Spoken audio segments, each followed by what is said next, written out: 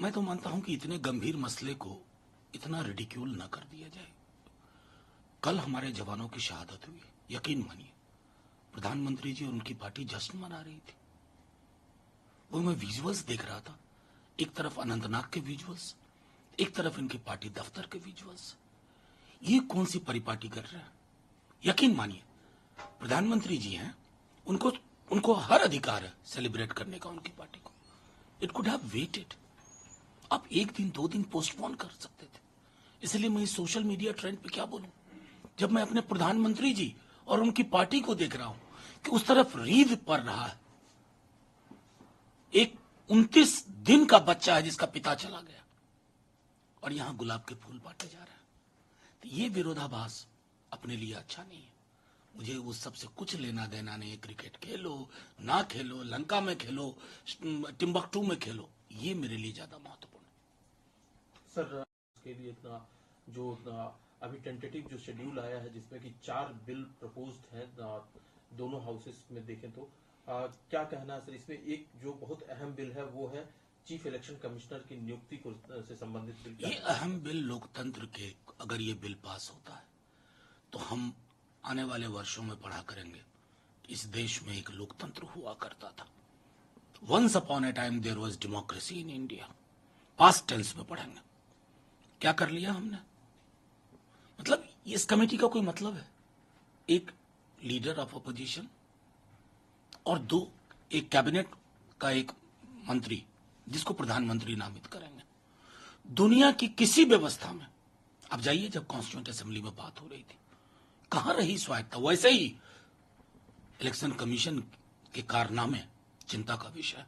उसके बाद तो शिकायत के लिए भी नहीं जा पाएंगे उनके पास कि भैया उनकी तो नौकरी ही वहां से मिली है, उन्होंने नामित किया है। तो मैं समझता हूं एक लेवल पर सरकार को भी सोचना चाहिए कि इतना ब्रेजनली डिसऑनेस्ट बिल ना लाए। Don't push through. 75 वर्षों वो भी एक विषय है जिस पर कि सामूहिक तौर पर चर्चा हो। नहीं, बिल्कुल चर्चा होनी चाहिए। 75 वर्ष सदन में भी बोलेंगे। बहुत कुछ हासिल किया, बहुत कुछ खो भी दिया।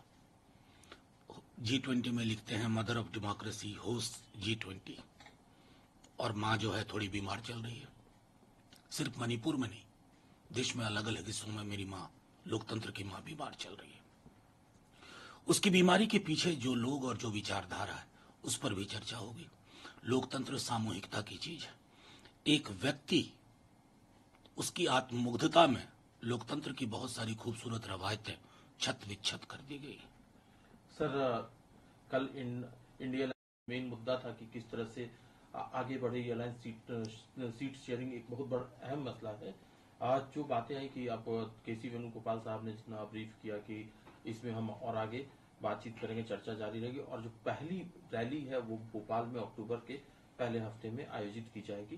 क्या कहना है? देखिए, कल की मीटिंग बहुत मैं समझता हूं जो उसके निहितार्थ थे वो सबको उसने हासिल किया। महत्वपूर्ण यह है कि कास्ट सेंसस को लेकर के एक रेजोल्यूशन अनएम्बिगुअस टर्म में आया, क्योंकि ये एक बड़ी आबादी के हकूक का प्रश्न है। और प्रधानमंत्री जी इसको अक्सर टाल जाते हैं या कुंडली मरवा देते हैं, कभी इधर से कभी उधर से। बिहार की सरकार सर्वेक्षण होता है तो तुषार मेहता खड़े हो जाते हैं। तो बहरहाल ये महत्वपूर्ण है। फिर रैली की चीजें हैं, सीट शेयरिंग को लेकर के भी कि स्टेट लेवल पर हम इसको रिजॉल्व कर लेंगे, और ये सारी चीजें उस संदर्भ में देखी जानी चाहिए कि अलग अलग कमेटी अपने काम में आगे बढ़ रही है।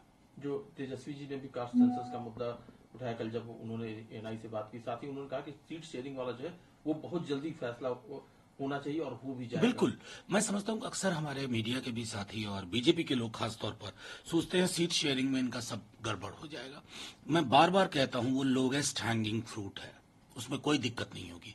राज्य हैं, दल हैं, और दलों के बीच में थोड़ा टेकिंग गिविंग अप ये होना होगा और वो हो जाएगा।